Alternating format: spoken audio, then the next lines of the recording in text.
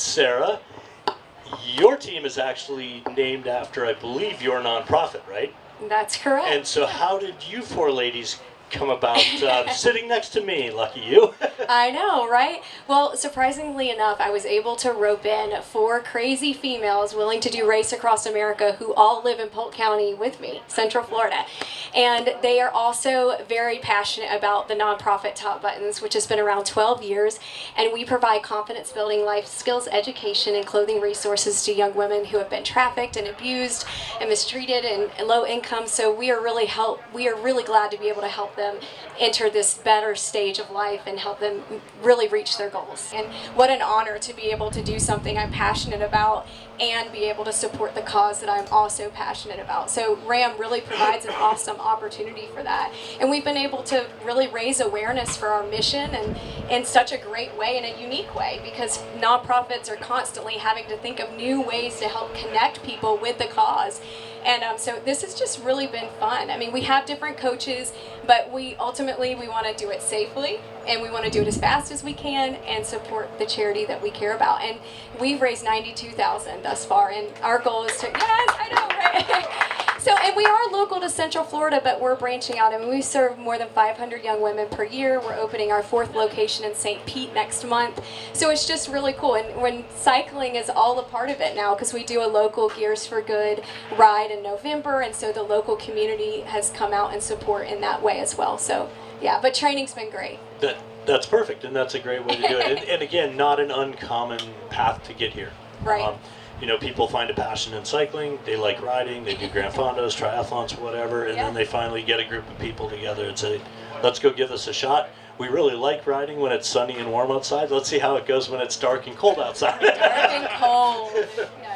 The whole thing started for us.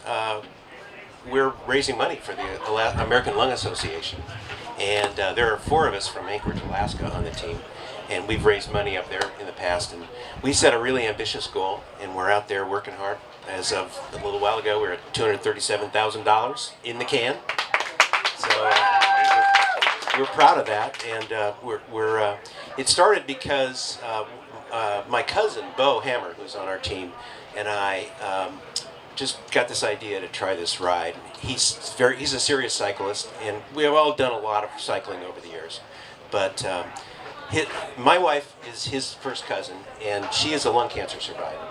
So we're doing this in honor of that, and in the hope that by raising money for the Lung Association, we can give other people the chance to have the same miracle that she's had, to survive 20 years since she had lung cancer, advanced stage. That's very impressive. And again, so many, I was just talking to you about it, so many teams now reach out for various causes across the board, and it's pretty cool.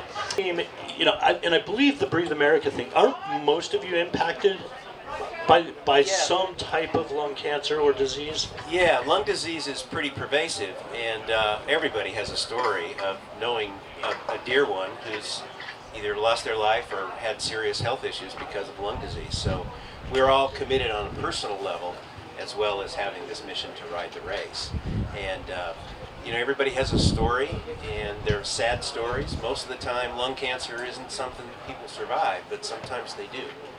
And we're here to represent those folks. So do you think that's ultimately a unifying thing amongst your team, and will actually help you across the country because you all have some good cause you're fighting for? Yeah, I think it is.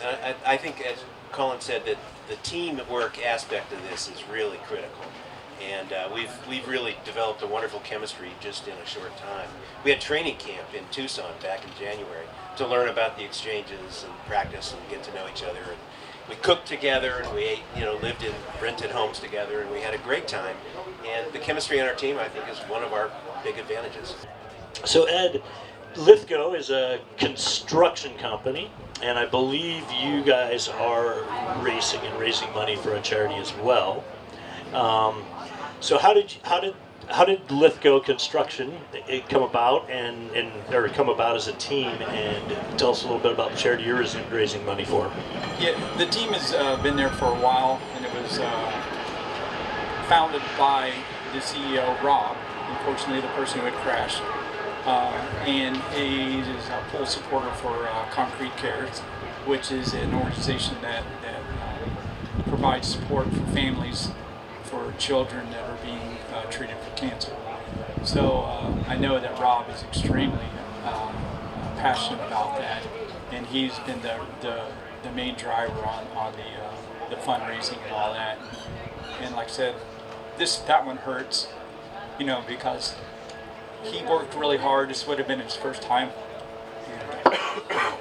But I would imagine you're kind of team leader, if you will. You're the person whose vision it was to come out here can't participate. Right, right. Is he coming out to the race at all, or I don't know what his injury is. You don't have to tell me. It's fine. He several fractures in his pelvis. He's up and somewhat moving now, but it's going to be a while for him. You know, like we hope he a speedy recovery, and I told him that, you know, I'm here if you want to give it another shot. I'm not scared, so, you know, let's step up, and 2, 4, 8, wants to go solo, I got his back, so, yeah. That's great. I mean, it's great that you support his vision. It's nice that you guys came out and raced, you know, even without him, and honoring what the work he put in to do it. It's fantastic to have you here. And on that note, I am not going to keep you here any longer. I could sit and talk to you all day.